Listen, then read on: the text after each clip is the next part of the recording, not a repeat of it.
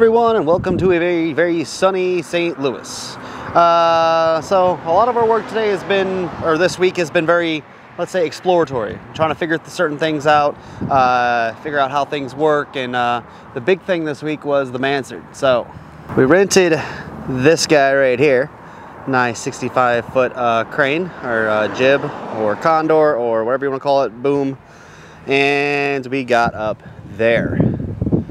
And our guy, Eric, who is amazing, I'll share some of his work with you guys so you see what he's done. He's absolutely a artisan. Also works on Holland Brown equipment, which is amazing. He took a bunch of sample pieces from up here, including a few pieces of corbel, some what they call noodle molding, lots of other various little bits. And they're going to start producing new pieces to fix that whole beast of a situation up there. Also, I know if you guys struggle with scale here, I've got Kim here dancing for scale. Show you guys actually how big the house really is. It's deceiving sometimes. It really is it's quite tall. And I think Kim illustrates that pretty well. So yeah, I've got some really cool shots of the, here you can see some of the more of the missing pieces. This strip here that's dark, and then this corbel right here they took so they can go ahead and replace the one that was missing right here and fix all of these pieces. Yeah, they got little pieces everywhere, and they're gonna go ahead and get everything together so we can get that all worked out, make the Mansard happy again. Don't expect it to happen necessarily soon, guys. It's gonna be probably October before we get to that, but he's gonna start running the pieces soon. And like I said, the cool thing is they're all getting run on Holland Brown equipment. I'll take you guys to his shop at some point, and we'll get a look at his machinery and the stuff that he does.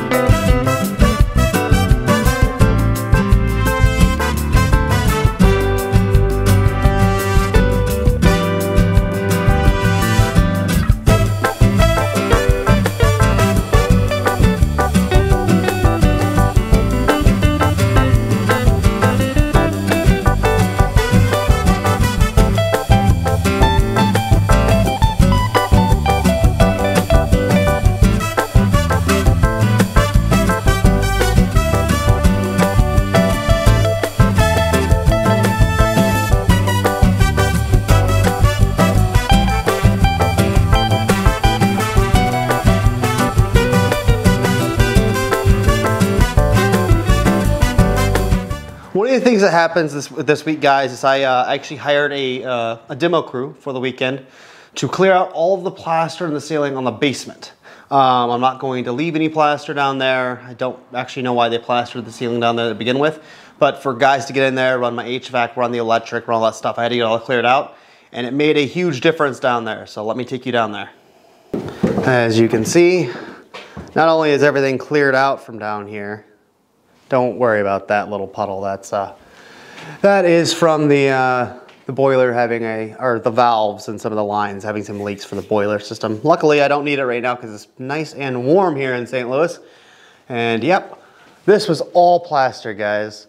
And again, for scale, Kim, my lovely, would you please step forward and show the good people of YouTube the scale of actually how tall the basement is. Quite tall. Try to reach the top. I cannot. I can't even jump that high. So yeah, as far as basements are concerned, guys, very tall, quite big, lots of space. Everything's kind of cleared and opened out over here.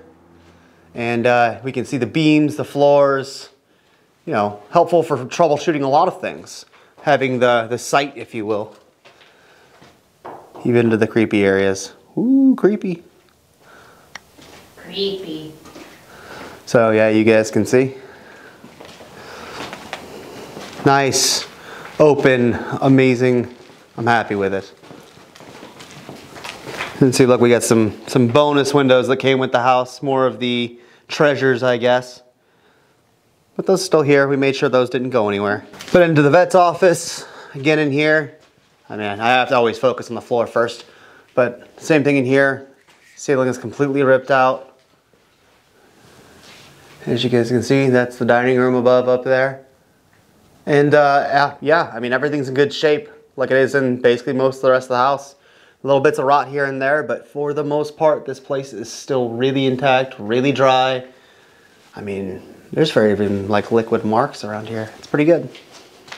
So another thing that Eric, the guy who's doing the Mansard, showed me while I was here, because he's an expert of these things, is actually the kind of wood that we have in the parlors and the stairwell. So in both parlors, so all this woodwork here is all cherry. So all the trim's made of cherry. The doors are,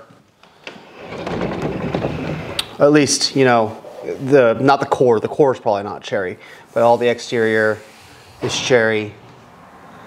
Same thing here, all cherry. And then the entire stairwell, including all the trim out here, once you pass that threshold, is actually all oak, quarter sawn oak. So let me see if I can get some of the tiger striping here so you guys can see. It is a little bit there. Maybe it's kind of hard to see. There you go.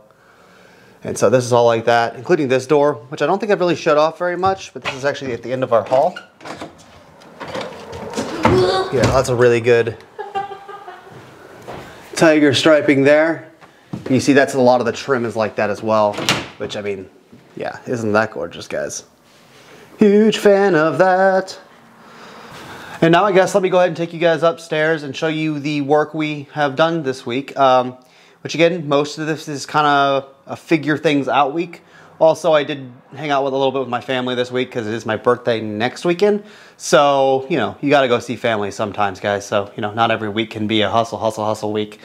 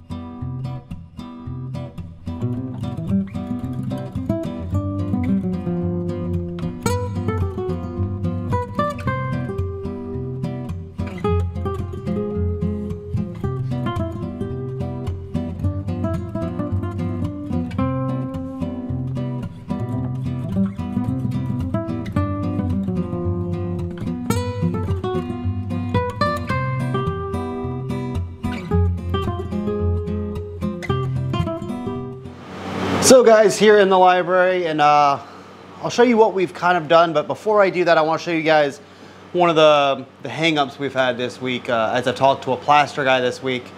So this wall here, which is just below, or just above the fireplace here, the mantle, it was getting wet for a long time. This was leaking really bad. So, you know, we've obviously stopped that leak. There's no water coming through here anymore. However, it still is not completely dried out. And to run new plaster on this, it has to be dry. So we come here with our trusty dusty meter and we put it on something. That's good. Light's blue. We're good. Here, blue again. But then we come over to here where that plaster just fell last week. And, oh, yeah, there you go. See, way too high. When I start screaming like that, you know you're no good.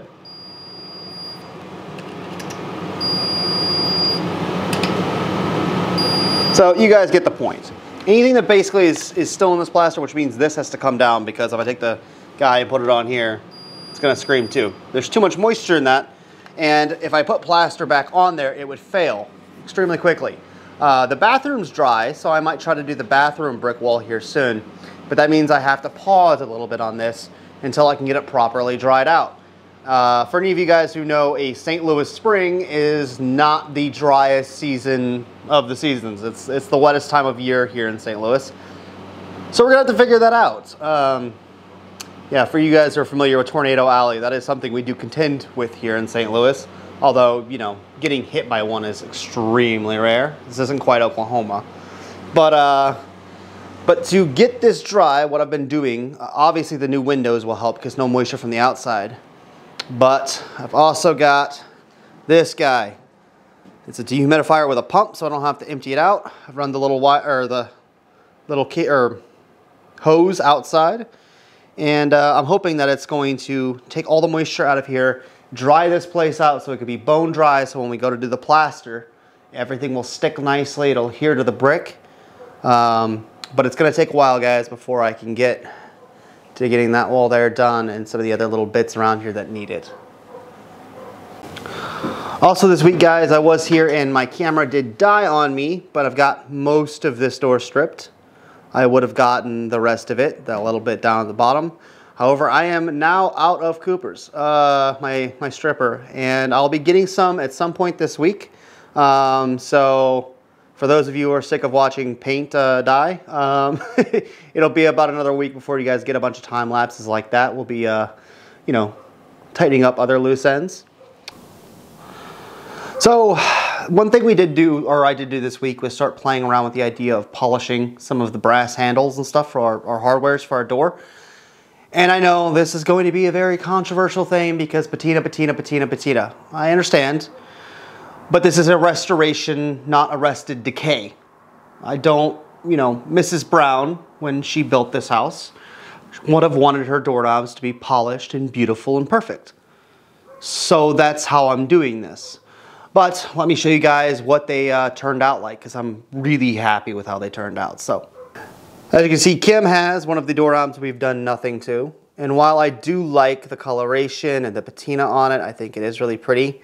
I don't think Mrs. Brown would have thought so. So what we did is this. This is essentially the same doorknob, just off a different set. I believe this is the bathroom doorknob. And that's how they're all going to go in the house, guys. Because again, like I said, I understand patinas are nice and good, but this is what it would have looked like originally. This is what the Browns would have expected. You know, and the thing is, we're not going to lacquer these. We're not going to put any kind of wax coating or anything to stop the patina from growing back. We're just starting over. So now, when people walk around here, there's a new layer of history that'll be added. And yeah, we think they're really pretty. And we're really excited about them. Also, guys, another thing is because we have these sort of lights, switches, and I'm going to push buttons, back to push buttons. All these would be shiny, new, brass, unlacquered guys, right? Well, that's going to look really funny when all the doorknobs aren't shiny. So if we just start everything over, then it decays on its own. It has its own new patina. I'm not gonna buy anything, like I said, that's waxed or lacquered. So they will age, they will become, you know, patinaed with time. So that's almost about everything for the video today, this week. Sorry there wasn't a huge amount of time lapses, but with huge time lapses comes huge amounts of stripper that I don't have. But one thing I've been seeing from a lot of people, and or a few people, is, you know, how do you think you'll ever get this done, or will you ever get this done, or, you know, the blatant, you're never gonna get this done. It's a mountain, guys. It is a huge mountain of work, but that's why you take it a step at a time, you know, break it into small compartmentalized pieces, and complete each task one by one until you're done. And I think that's maybe to some extent what some people are missing in their lives these days. I think everybody needs a mountain. Everybody needs a challenge, guys. And I found mine. I'm never happier than when I'm here working. I find such satisfaction in doing this work because I can see the end product. I can see the amazing times and the wonderful things I'm going to have here with me and my family and my future children and all this. I can see the moments in the future. I know what this is going to be, and I know what it's going to be for my life. I hope that you guys all have something like that, that you have that thing that is in your life that is a years-long project, that's something that's hard. I'm not saying a house. It could be anything, but, you know, the thing that gives you your life purpose. I hope that you guys all have that too. I don't know what I would do without one. I've always had something like that, whether it be art or something like that. And so I hope that whatever you guys are doing in your lives, that you do take the time out to figure out what that challenge is, what you're got to dedicate yourself to, you know, whether it's being a good parent or whatever, guys, you know, really whatever. But find that mountain, guys, climb it one step at a time, and we'll see you guys next week.